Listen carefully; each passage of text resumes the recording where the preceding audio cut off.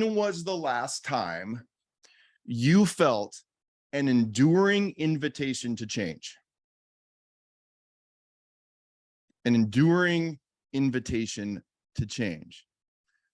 Not a feel-good emotional moment where the feeling came and went, or where you heard an inspirational speaker, or the right music was playing in the background, or it kind of, you got this high moment and then you felt like you were left there, but an enduring invitation to edit and to change.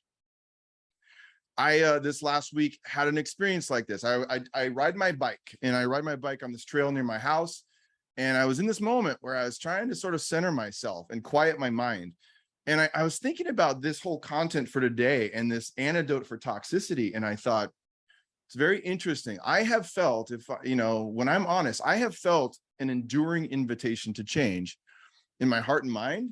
I think that's deeper than some of those moments where it kind of feels emotional and good. And I think oftentimes those come from a stillness or a moment alone. And it might be, it's something you knew and know is real. And so I'm curious about that. So I'm Dr. Rob McKenna, and welcome to the Wild Conversation, where we make the best thinking in psychology, leadership, and organizational science accessible to leaders who are willing to learn and edit for their sake and for the sake of others. And today we are wrapping up our series on toxic leadership, and specifically the Toxicity Antidote. And when I say the Wild Conversation is about the best thinking in psychology and leadership and organizational science and making that accessible to leaders, here's what we're providing a space for. We are aspiring to provide a space where we can, for just one moment, erase the false boundary between what we're doing and what we're feeling is most important. Our world creates a divide between the business of our life and the heart of the matter. And at a fundamental level, we know that's not true. But in practice, I think so many of us struggle to connect the dots. And what I so appreciated about this conversation that we have. And this last week, I got to tell you, a leader who is a dear friend of mine, and whose organization has made a commitment to use the Wild Toolkit as their leader development system, sent me an email. And I'm going to be honest with you about some of the things that I experienced, because when I saw the note, I was in a kind of you get these moments of anxiety as a business person or as a leader, and you're like, I saw the note, and I don't know why, but I was having kind of an anxious morning, and all the subject line said was, "Hey." And so I was like, I'm not going to read it yet. And then I had that moment of silence I told you about, and then I read it. I was ready to read it. And let me tell you what he said that was so different than what I expected. In it, he told me he had just had a heart attack. And in fact, his team had called the ambulance. He had a 99% clogged artery, and he had 2 stents put in. His team called the ambulance when he's at work. I'm just like, dude, this is so not what I expected you to send to me. And then he wrote this. I got to tell you what he wrote. He said, I realized that my life's mission is to bless myriads of people. And I have his permission to read this. And he said this, pre-heart attack, which is like kind of yesterday, I had more of a business definition related to, and he runs a mortgage business, to mortgage process. But I'm having a lot of conversations with God over the last couple of days about what God thinks blessing myriads looks like. And he said, sitting back and slowing down has given me a lot to process. Questions like, is what I'm doing what God wants me to do? Or is God just letting me run crazy like a wind-up toy until I run out of zip and I get sent in the right direction? And I will say that, so it's like, I got this, it's just this interesting moment for me, right? And while you might not use the same language as my friend, so I know that, like some of you, like even like if you haven't heard someone talk about his faith in God plays a big role in his perspective on his business, but this is a reset moment. I hope this resonates with you on some level. How do we understand the connection between our business and by that I mean our daily actions, our agenda, our results, our resourcing, our profits, our losses, our systems, our plans, and our hearts, our motivations, our intent, our desires, our pains, our hurts, our sacrifices, our loved ones, all of it. And that's so much of what the mission of our organization is about. Like, because this stuff is happening anyway, right? Like we connect, there's a connection between the business side of our lives and these deeper questions that we have. And even psychology would support that. So much of leader development has failed us because it has artificially separated our doing from our being. And this is not a new concept. Like even the ancient Greeks understood and sometimes reinforced a dualist way of seeing the world, as if these two different parts of our lives didn't connect, but they do. And we know it, and research supports it. It's interesting.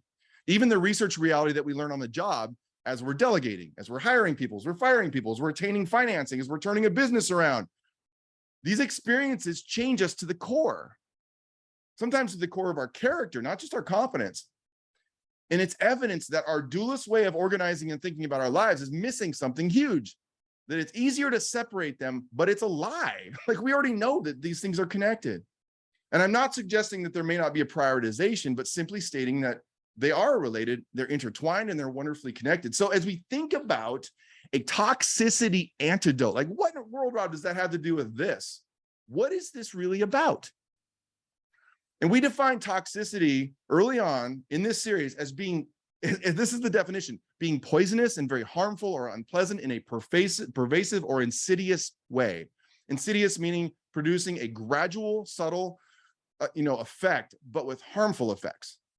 Insidious, to be toxic leader is to be poisonous and harmful and unpleasant and pervasive and insidious. It means that it may not happen all at once, but that poison we spread occurs gradually, subtly, and produces really harmful effects. We've all been around, we know we've experienced this. This is why this topic even is difficult to approach, because I don't want to leave you thinking about toxicity and just walk away. And in week 1, we dove into kindness. And there's a simple glimpse in this. I talked about like true kindness is in our roots as well as our limbs. Like not just nice things and being nice, but it's more than those things that are on the surface. Like true kindness rooted in something deeper than saying hi, although important. And its best form is rooted in a sacrificial and selfless act of being kind to those who are most difficult to be kind to. I also mentioned that kindness walks in constant tension with truth. Like if we're honest, and we were talking about this related to all of our dear friends in the kindness games, and being kind is not the only goal. That the tension is also being truthful and direct. And sometimes when people say like, well, being truthful is kind, and I'm like, well, maybe, you know what I mean? Like, I think maybe those are different things, but they're related. And then I also mentioned kindness is a choice.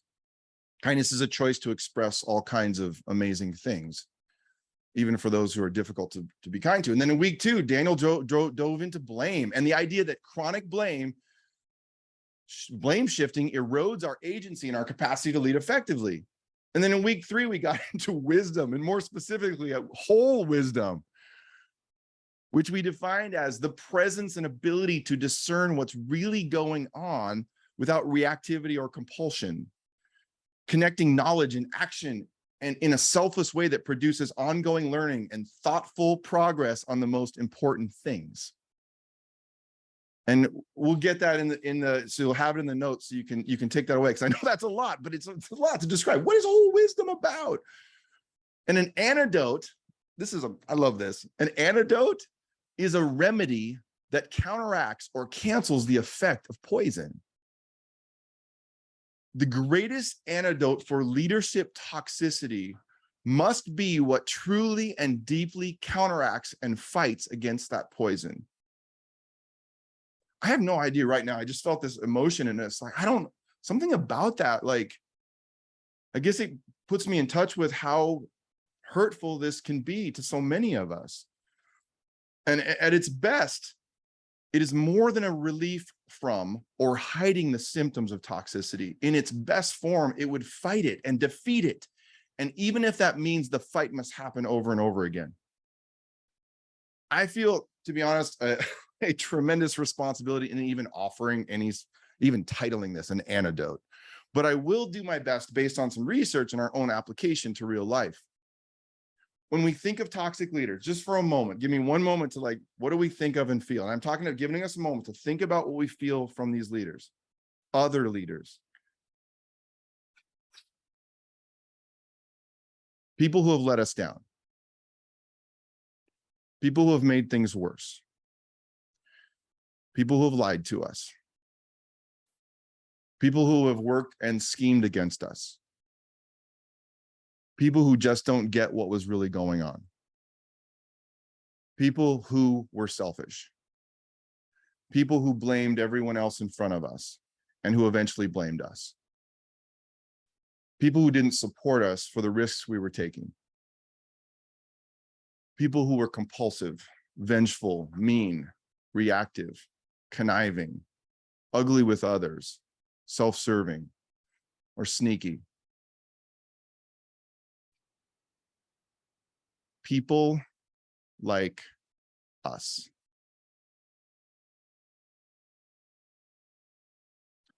People who we would never aspire to be like, but people who are more like us than we would like to admit.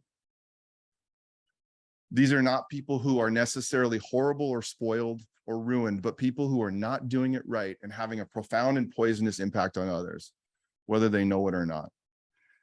And this is so, oh, y'all, this is so sobering. Like it's, and unfortunately, oftentimes when we define leaders who are toxic, our posture is that we are not toxic and they are. As if we aren't capable of what they are capable of. When we come at life and leadership as if there are good and bad people and we are on the good side, we are seeing toxicity through a lens that is toxic. And toxicity, identifying toxicity without self-awareness, I really do believe this is blind blaming, and it creates a repeating cycle of ugliness without hope for redemption or possibility. An aspiration for wholeness. And what I mean by that is all of it. Toxicity is a brokenness from deep within us, and it must start with us. If we can't see what must change about us, we have zero business asking others to see their own toxicity. I really do believe that wholeness has to start with a living and breathing grace. Some of you heard me talk about this before. The second verse of the song Amazing Grace says, "'Twas grace that taught my heart to fear, and grace my fear relieved." And it leveled me when I read that. Actually, because as a kid, I heard this song, but when I saw it, what in the world does grace have to do with fear? Because grace, if you realize your need for grace, you realize all the brokenness you have. And so it's like, so it made sense once I thought about it, but I'm like, what was he thinking when he wrote that? That it calls us out and sets us free.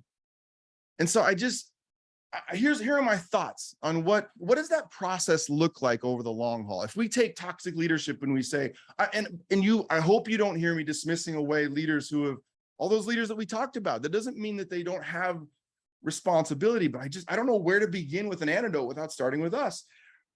And so here's some of my thoughts on the process, that it has to begin with an invitation.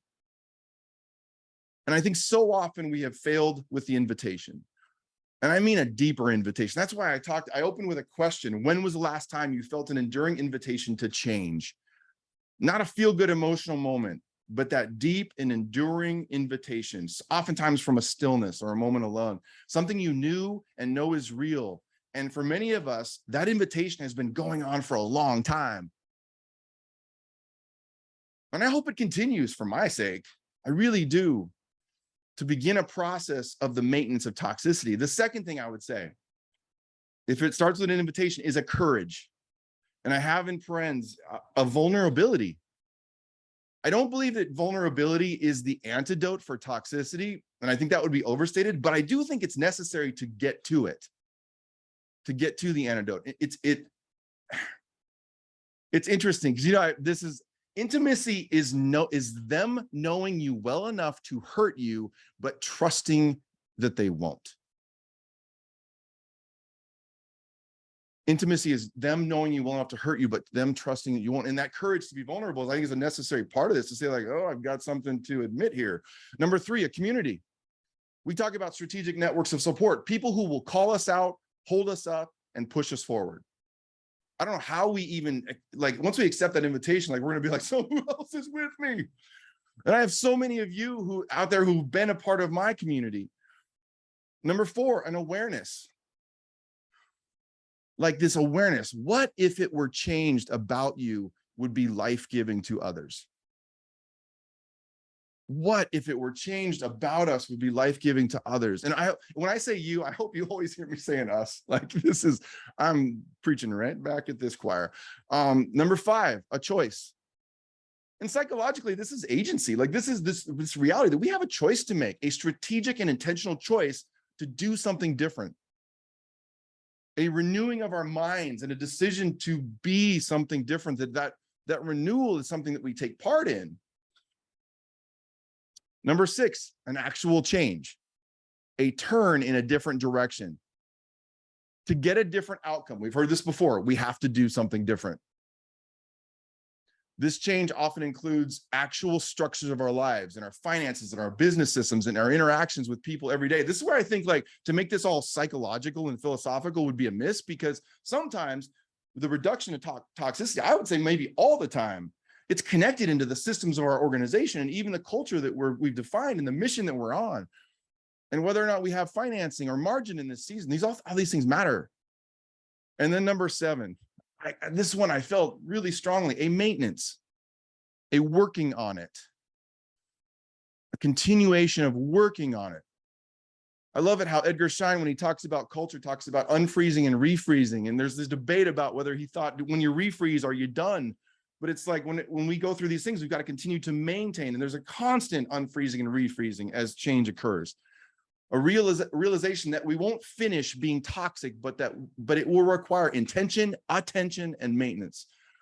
I hope I'm inspiring. I sound like I'm pretty intense, and I hope I need to lighten a little bit. But it's like, I hope you feel those 7 things. I'm like, I've been thinking about how to apply this in my own life all week. Here's the deal. We can't get to the change and the maintenance without building a culture as a system within yourself and your organization that does the first four things.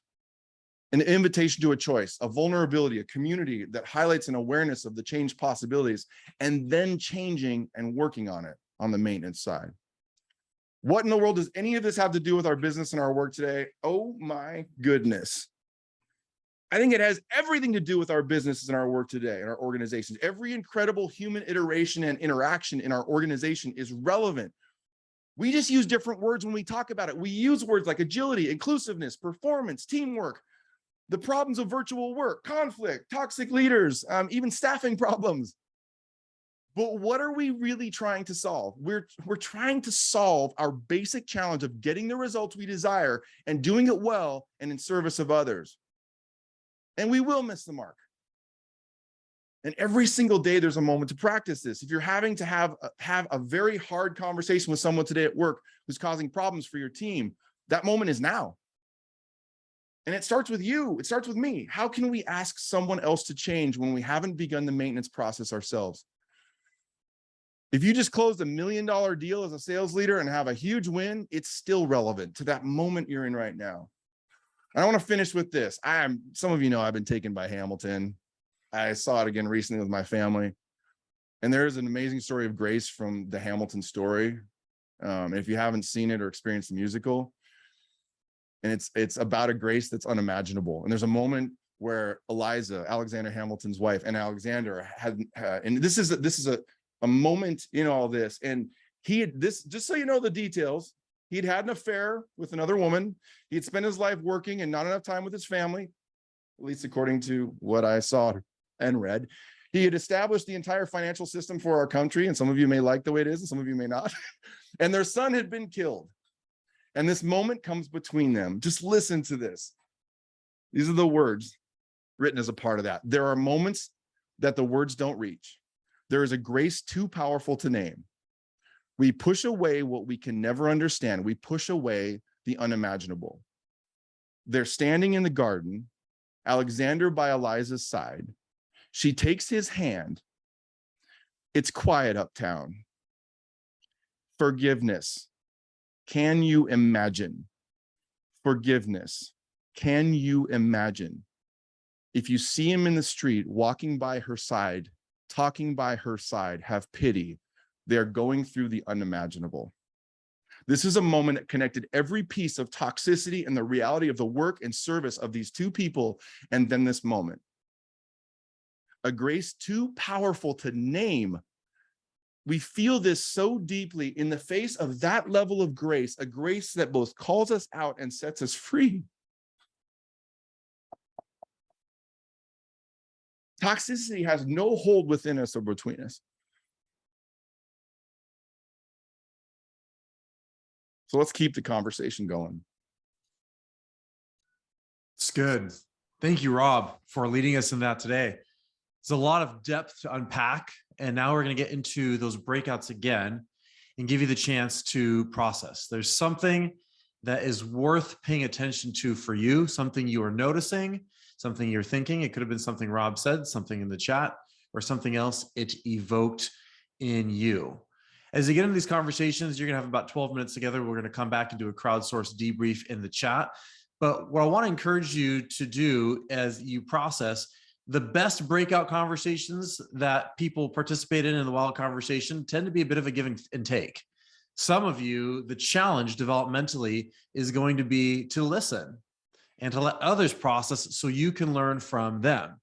For some of you, the challenge is going to be, you might be the listener, and potentially there's a moment for you to speak up or share something and process what that is going on inside of you. I just want you to be attuned to that and aware that give and take process and giving people space to have that conversation is where we take this a little bit forward. And of course, the conversation doesn't stop here. I hope you connect with people in your breakouts and carry it on forward as well. We're going to get you into breakouts. You'll be in the same group you were with. If you joined halfway through, we'll make sure to get you in a group as well. We're going to jump on in. We'll see you back in a bit.